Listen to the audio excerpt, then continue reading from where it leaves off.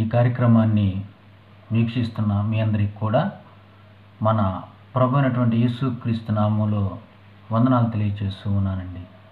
ప్రియమైనటువంటి దేవుని వారలారా, ఈ రోజున పరిశుద్ధ గ్రంథంలో నుంచి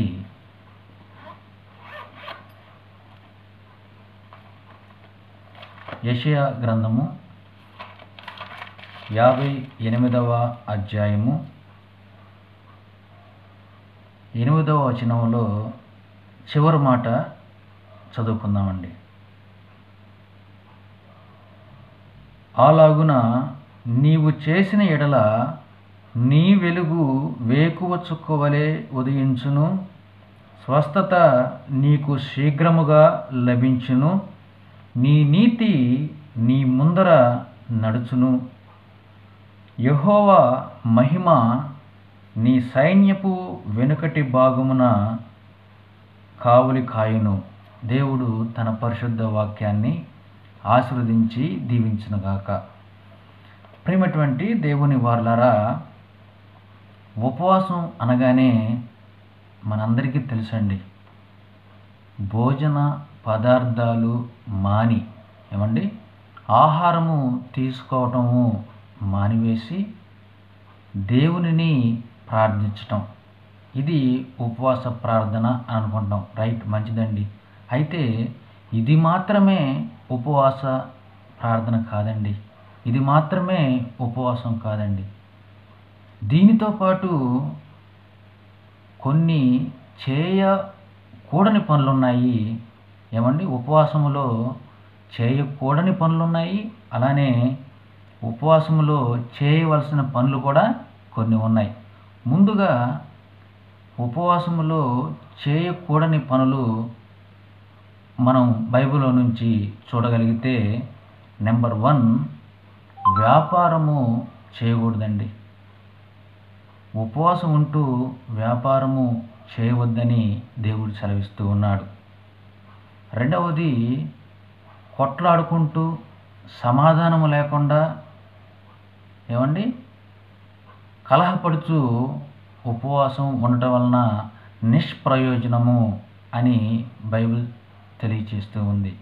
మూడవదిగా, నీ రక్త సంబంధి మన రక్త సంబంధులకి మనము ముఖము త్రెప్పవద్దు అని దేవుడు చెప్తూ ఉన్నాడు. కనుక ఉపవాసములో చేయకూడని పనులు మనం తెలుసుకున్నామండి.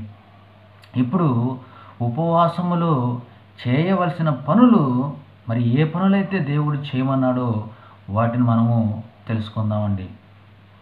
మొదటిగా, ఆకలి గొనిన వారికి ఆహారం ఇవ్వటము, వస్త్రహీనులు అంటే బట్టలు కొనుక్కునే స్తోమత లేనప్పుడు వారికి బట్టలు తీసేయడము, బట్టలు కొనిచ్చి ఇవ్వటము. అలానే ప్రియమైనటువంటి దేవుని వాళ్ళరా, ఎవరైతే దరిద్రులున్నారో వారికి సహాయం చేయటము. ఇకపోతే ప్రియమైనటువంటి దేవుని వాళ్ళరా, పేదలను కటాక్షించటం, పేదవారికి సహాయం చేయటము, దిక్కులేని పిల్లలను, అలానే ప్రియమైనటువంటి దేవుని వాళ్ళరా, మరి విధవరాండ్రను వారు బాధల్లో ఉన్నప్పుడు వారిని పరామర్శించి సహాయం చేయటము అనేది దేవుడికి ఇష్టమైనటువంటి ఉపవాసం అని చెప్పి బైబిల్ సెలవిస్తూ ఉంది. కనుక ప్రియమైనటువంటి దేవుని వారలారా, ప్రపంచంలో ఎంతమంది అయితే ఇదిగో దేవుడికి ఇష్టమైనటువంటి ఉపవాసం ఉంటున్నారో వారి యొక్క వెలుగు వేకువ చుక్కవలే ఉదయించునని దేవుడు సెలవిస్తూ ఉన్నాడు. వారికి స్వస్థత శీఘ్రముగా కలుగుతుందని చెప్పి దేవుడు సెలవిస్తూ ఉన్నాడు.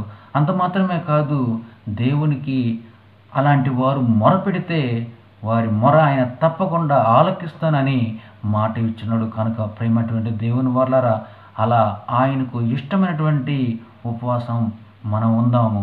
ఆయన కృపను, ఆయన ప్రేమను, ఆయన దయను, ఆయన యొక్క ప్రతి ఒక్క దానికి ఆయన మీద ఆధారపడదాము. ఆ విధంగా దేవుడు మనల్ని ఆశీర్వదించి ముందుకు నడిపించి దీవించునుగాక.